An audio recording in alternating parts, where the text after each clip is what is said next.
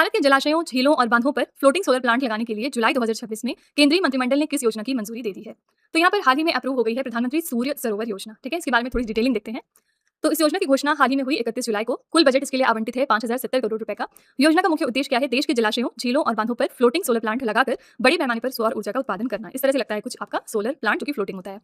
तो क्षमता क्या रहेगी इसकी? देश भर के जल निकायों पर कुल 5000 मेगावाट क्षमता के फ्लोटिंग सोलर प्रोजेक्ट लगाए जाएंगे और कार्यान्वयन अवधि इसके लिए है 5 साल 2026-27 से लेकर 2030-31 तक। नोडल एजेंसी इसकी है ministry of new and renewable energy, यानी कि नवीन और नवीकरणीय ऊर्जा मंत्रालय। ठीक है, तो आंसर यहाँ पर हो जाएगा बी ऑप्शन, प्रधानमंत्री सूर्य सरोवर योजना।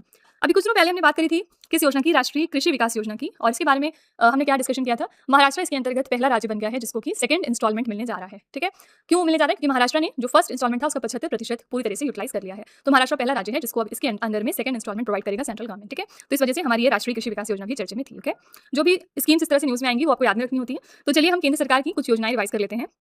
जून 2026 में आयुष्मान भारत योजना लागू करने वाला भारत का 36वां राज्य कौन सा बन गया? तो ये राज्य है पश्चिम बंगाल। और इस योजना की शुरुआत हुई थी 23 सितंबर 2018 को। किस केंद्रीय मंत्रालय ने जून 2026 में प्रधानमंत्री रिसर्च चेयर योजना की शुरुआत की है? तो शिक्षा मंत्रालय ने।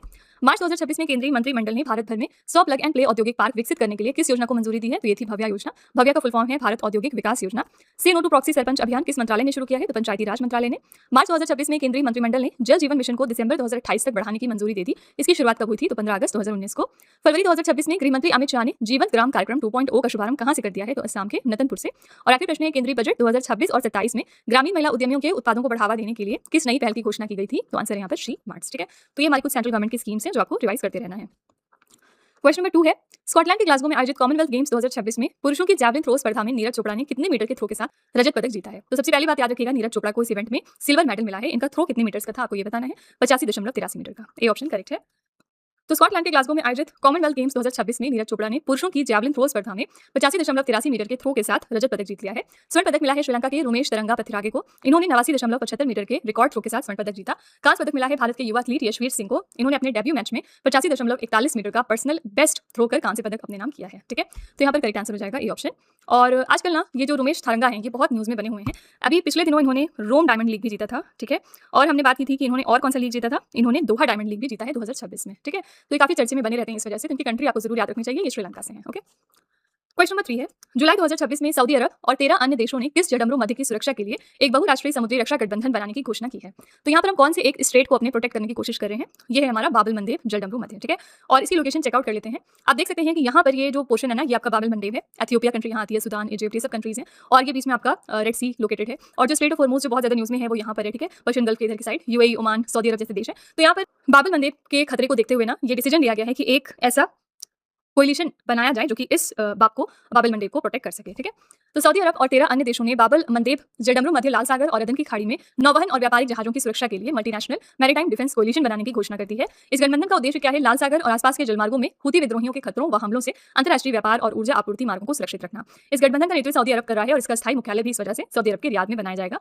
प्रमुख सदस्य देश देखेंगे तो इस गठबंधन में सऊदी अरब के अलावा Turkey, Pakistan, Bangladesh, Kuwait, Bahrain, Qatar, मिस्र, Jordan, Yemen, Nigeria, Sudan, Djibouti और सोमालिया देश शामिल है। ठीक है, तो यहाँ पर करेक्ट आंसर है डी ऑप्शन, बाबल मंडेब जलडमरू मध्य। ठीक है, जैसे कि आपने सऊदी अरब देखा, आपको तुरंत याद आना चाहिए इंटरनेशनल बिग कैट अलायंस, क्योंकि अभी रिसेंटली सऊदी अरब ने इस अलायंस को ज्वाइन कर लिया है। और सऊदी अरब के साथ साथ एक और कौन सा देश है जिसने आईबीसी को ज्वाइन किया इस सऊदी अरब के अलावा? तो ये है बांग्लादेश। ठीक है, और दूसरी इंपॉर्टेंट बात यह है कि सऊदी अरब ने इंडिया को अभी हाल ही में 2 लव्यातुम अवार्ड्स प्रेजेंट किए हैं हमारी हज कमेटी के लिए। ठीक है, क्वेश्चन नंबर 4 है, सरकारी स्कूलों की 9वीं कक्षा की छात्राओं से मुफ्त साइकिलें वितरित करने के लिए किस राज्य या फिर केंद्र शासित प्रदेश ने विद्या वाहिनी योजना की शुरुआत कर दी है? विद्या वाहिनी नाम की स्कीम लॉन्च हो गई है दिल्ली में। पर्पस रहेगा क्लास 9 में जो हमारी फीमेल स्टूडेंट्स पढ़ रही हैं गवर्नमेंट स्कूल्स में, उनको बाइसिकल प्रोवाइड करना।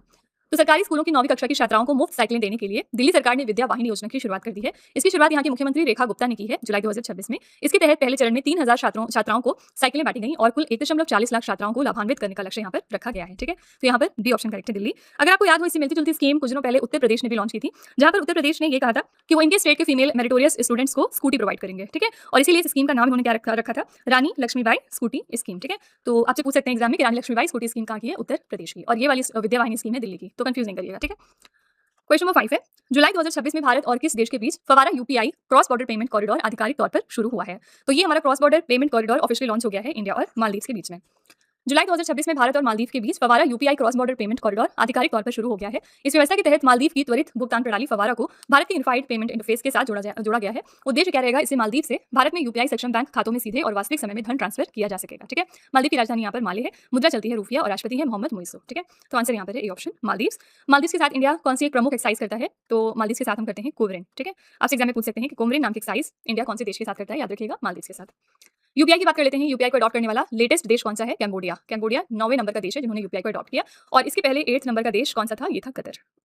ठीक है, क्वेश्चन नंबर 6 है, विश्व लंग कैंसर दिवस 2026 हमने कब मनाया। वर्ल्ड लंग कैंसर डे हर साल हम 1 अगस्त को मनाते हैं, और इसका मुख्य उद्देश्य क्या है, फेफड़ों के कैंसर के कारण शुरुआती पहचान और बचाव के बारे में लोगों को जागरूक करना। इस साल की हमारी थीम है फेफड़ों के कैंसर के माध्यम से एक साथ, यानी टुगेदर थ्रू लंग कैंसर। ठीक है, तो सी ऑप्शन करेक्ट है 1 अगस्त। एक महीने पीछे अगर चलें तो क्या आ जाएगा 1 जुलाई, और मैंने आपको बताया था कि 1 जुलाई को 3 इंपॉर्टेंट डेज हम मनाते हैं। पहला हो गया चार्टर्ड अकाउंटेंट्स डे, दूसरा हो गया जीएसटी डे, और तीसरा हो गया नेशनल लेवल का डॉक्टर्स डे। ये तीनों इंपॉर्टेंट डेज हम 1 जुलाई को सेलिब्रेट करते हैं। क्वेश्चन नंबर 7 है, जुलाई 2026 में केंद्रीय कैबिनेट ने 3.15 लाख करोड़ रुपए के खर्च के साथ प्रधानमंत्री किसान सम्मान निधि योजना को किस अवधि तक जारी रखने की मंजूरी दे दी है। तो प्रधानमंत्री किसान सम्मान निधि स्कीम को अप्रूव किया गया है कि वो अगले 5 और सालों के लिए इफेक्टिव रहेगा, यानी 2026-27 से लेकर 2030-31 तक। तो इसका उद्घाटन किया था नरेंद्र मोदी ने। इस योजना की शुरुआत 2019 में हुई थी, 24 फरवरी को। शुरुआती वर्ष 2019 में उत्तर प्रदेश के गोरखपुर से इसको लॉन्च किया गया था। नोडल मंत्रालय कौन सा है इसका, कृषि एवं किसान कल्याण मंत्रालय। इस योजना का प्रमुख उद्देश्य है किसानों व उनके परिवार को आय सहायता प्रदान करना। किसानों को न्यूनतम आय सहायता के रूप में प्रतिवर्ष 6,000 रुपए दिए जाते हैं इसके अंतर्गत। और जुलाई 2026 में केंद्रीय कैबिनेट ने 3.15 लाख करोड़ रुपए के खर्च के साथ पीएम किसान स्कीम को 5 साल के लिए बढ़ाने का फैसला कर लिया है। ठीक है, तो यहाँ पर आंसर है सी ऑप्शन 2026-27 से लेकर 2030-31। ठीक है, अभी हमने पीछे देखा था कि हमने जल जीवन मिशन को भी बढ़ा दिया है, कब तक के लिए, दिसंबर 2028 तक के लिए। ठीक है, तो जल जीवन मिशन 2.0 कब तक रहने वाला है, कब तक इफेक्टिव रहेगा, दिसंबर 2028 तक। क्वेश्चन नंबर 8 है, भारतीय प्राणी सर्वेक्षण द्वारा जारी भारत की तितलियों और पतंगों के पहले व्यापक राष्ट्रीय कैटलॉग में कुल कितनी प्रजातियां दर्ज की गई हैं। तो यहाँ पर इनकी कुल 13,703 प्रजातियां दर्ज हुई हैं। तो भारतीय प्राणी सर्वेक्षण ने 12 वर्षों के लंबे शोध के बाद भारत की तितलियों और पतंगों का पहला व्यापक राष्ट्रीय कैटलॉग पूरा कर लिया है। इस ऐतिहासिक उपलब्धि में कुल 13,703 प्रजातियों का दस्तावेजीकरण किया गया, जो विश्व की कुल प्रजातियों का 8.25% है। इसमें 3,705 वंश, 240 उपकुल, 102 कुल और 31 सुपर फैमिली शामिल हैं। ठीक है, बात करेंगे जूलॉजिकल सर्वे ऑफ इंडिया की, यानी भारतीय प्राणी सर्वेक्षण की, तो स्थापना इसकी हुई थी 1 जुलाई 1916 को। मुख्यालय इसका पश्चिम बंगाल के कोलकाता में है, और इसका मंत्रालय है पर्यावरण, वन और जलवायु परिवर्तन मंत्रालय, यानी ministry for environment, forest and climate change. ठीक है, इसके मिनिस्टर हमारे कौन है, भूपेंद्र यादव। ओके, तो आंसर यहाँ पर हो जाएगा बी ऑप्शन। क्वेश्चन नंबर 9 है, अगस्त 2026 में केंद्र सरकार ने सशस्त्र बल चिकित्सा सेवाओं का नया महानिदेशक किसे नियुक्त कर दिया है। तो नए director general arm forces medical services में कौन बन गए हैं, इनका नाम है air marshal Sandeep Thareja. C option correct है, पिक्चर आप यहाँ पर देख सकते हैं। एयर मार्शल संदीप थरेजा को सशस्त्र बल चिकित्सा सेवाओं का नया महानिदेशक नियुक्त किया गया। 31 अगस्त 2026 को वो वाइस एडमिरल आरती सरीन के सेवानिवृत्त होने के बाद पदभार ग्रहण करेंगे। तो किसको रिप्लेस कर रहे हैं, आपको ये भी याद रखना होता है। बात करेंगे सशस्त्र बल चिकित्सा सेवाओं की, तो सशस्त्र बल चिकित्सा सेवा महानिदेशक भारतीय सशस्त्र बलों की चिकित्सा व्यवस्था का शीर्ष पद है, जो थल सेना, नौसेना और वायुसेना की स्वास्थ्य सेवाओं को आपस में जोड़ता है। और इसका गठन कब हुआ था, 1948 में रक्षा मंत्रालय के अधीन। ठीक है, तो करेक्ट आंसर है C option air marshal Sandeep Thareja. पिछले दिनों कैप्टन शिवानी सहरावत बहुत ज्यादा न्यूज में थी, इनके बारे में बात कर लेते हैं। कैप्टन शिवानी सहरावत, और ये किस वजह से चर्चे में आई थी, क्योंकि ये फर्स्ट फीमेल वुमेन ऑफिसर बन गई हैं जो कि एडी कैंप के तौर पर अपॉइंट हुई थी to the chief of army staff. ठीक है, तो इस वजह से ये काफी ज्यादा चर्चे में थी। कैप्टन शिवानी सहरावत, नाम याद रखिएगा इनका। अगला कॉमनवेल्थ गेम्स 2026 में महिला जूडो 48 किलोग्राम वर्ग में स्वर्ण पदक जीतने वाली पहली भारतीय महिला खिलाड़ी कौन बन गई। फर्स्ट इंडियन फीमेल एथलीट जिन्होंने गोल्ड मेडल जीत लिया इस इवेंट में in the women's 48 KG judo category, इनका नाम है Asmita Dey. B option correct है। कॉमनवेल्थ गेम्स 2026 में महिला जूडो 48 किलोग्राम वर्ग में स्वर्ण पदक जीतने वाली पहली भारतीय महिला खिलाड़ी अस्मिता डे बन गई हैं। उन्होंने फाइनल मुकाबले में कनाडा की हेडी क्वैच को गोल्डन स्कोर में हराया था। 23 वर्ष की हैं अस्मिता डे, मूल रूप से त्रिपुरा की रहने वाली हैं और वर्तमान में उत्तर प्रदेश पुलिस में सब इंस्पेक्टर के पद पर कार्यरत हैं। ठीक है, वहीं भारतीय स्टार जूडो खिलाड़ी हर्ष सिंह ने 2026 के ग्लासगो राष्ट्रमंडल खेलों में पुरुषों के 60 किलोमीटर भार वर्ग में शानदार प्रदर्शन करते हुए स्वर्ण पदक जीतकर इतिहास रच दिया है। वो राष्ट्रमंडल खेलों के इतिहास में जूडो स्पर्धा में गोल्ड जीतने वाले पहले भारतीय पुरुष जूडोका बन गए हैं। ठीक है, तो यहाँ पर करेक्ट आंसर हो जाएगा बी ऑप्शन अस्मिता डे। कॉमनवेल्थ गेम्स के बारे में कई बार हम बात कर चुके हैं। इस साल के कॉमनवेल्थ गेम्स 2026 के स्कॉटलैंड के ग्लासगो में हो रहे हैं। इसके पहले 2022 में हुए थे, कहां पर, बिर्मिंघम में, और अब 2030 में होंगे इंडिया के अंदर अहमदाबाद में। ठीक है, ये हर्ष सिंह है, इनके बारे में हमने पीछे बात करी। क्वेश्चन नंबर 11 है, बेसल 3 अनुरूप 81 परपेचुअल बॉन्ड जारी करने वाला पहला भारतीय बैंक कौन सा बन गया है। पहला बैंक जिन्होंने इशू किया बेसल 3 कंप्लाइंट 81 परपेचुअल बॉन्ड, यह है भारतीय स्टेट बैंक। ठीक है, तो जुलाई 2026 में एसबीआई ने बेसल 3 के अनुरूप 81 बॉन्ड के जरिए 4,691 करोड़ रुपए की राशि जुटाई। क्या होता है बेसल 3? ये अंतरराष्ट्रीय बैंकिंग नियमों का एक सेट है जिसे वित्तीय प्रणाली को मजबूत करने के लिए तैयार किया गया। 2008 के वैश्विक वित्तीय संकट के बाद बैंक फॉर इंटरनेशनल सेटलमेंट्स की बेसल कमेटी ने इन मानकों को विकसित किया था। मुख्य उद्देश्य था बैंकों को आर्थिक मंदी या वित्तीय झटकों को झेलने के लिए अधिक सक्षम बनाना। ठीक है, तो आंसर यहाँ पर डी ऑप्शन भारतीय स्टेट बैंक। अभी रिसेंटली भारतीय स्टेट बैंक दुनिया का बेस्ट कंज्यूमर बैंक भी साबित हुआ है। ठीक है, आपसे पूछ सकते हैं कि दुनिया का बेस्ट कंज्यूमर बैंक कौन सा साबित हुआ, यह है state bank of India. Question number 12 है, नई दिल्ली में संपन्न 22वें कॉमनवेल्थ टेबल टेनिस चैंपियनशिप 2026 में किस देश ने पुरुष और महिला दोनों वर्गों का खिताब जीत लिया। तो यहाँ पर भारत ने मेंस और वुमेन्स कैटेगरीज में टाइटल जीता है। नई दिल्ली के त्यागराज स्टेडियम में संपन्न 22वें कॉमनवेल्थ टेबल टेनिस चैंपियनशिप में भारत ने पुरुष और महिला दोनों टीमों का स्वर्ण पदक जीत लिया है। और महिला टीम का प्रदर्शन देखेंगे तो भारतीय महिला टीम ने फाइनल मुकाबले में मलेशिया को हराया था 3-0 से, और पुरुष टीम का प्रदर्शन देखेंगे तो भारतीय पुरुष टीम ने फाइनल मैच में मलेशिया को 3-2 से शिकस्त देकर खिताब अपने नाम किया। तो इसमें एक चीज याद रखिएगा कि विनर दोनों ही यानी मेंस और वुमेन्स दोनों में इंडिया है और रनर अप टीम थी मलेशिया दोनों में। ठीक है, तो यहाँ पर आंसर है सी ऑप्शन भारत। ऑप्शन में यहाँ पर सिंगापुर भी है, और इसके बारे में हमने बात की थी जब हम हेंगले पासपोर्ट इंडेक्स पढ़ रहे थे अभी 1-2 दिन पहले। क्वार्टर 3 की रैंकिंग क्योंकि रिलीज हो गई है, और क्वार्टर 3 की रैंकिंग में इंडिया की रैंक की बात हम कर लेते हैं। इंडिया की रैंक यहाँ पर है 81, और क्वार्टर 1 में इंडिया की रैंक थी 75, क्वार्टर 2 में इंडिया की रैंक थी 78। ठीक है, क्वेश्चन नंबर 13 है 31 जुलाई से 1 अगस्त 2026 तक वस्त्र उत्सव 2026 का आयोजन भारत के किस शहर में किया गया? वस्त्र उत्सव रिसेंटली सेलिब्रेट किया गया है चेन्नई में। ठीक है, 2 दिन का ये इवेंट था।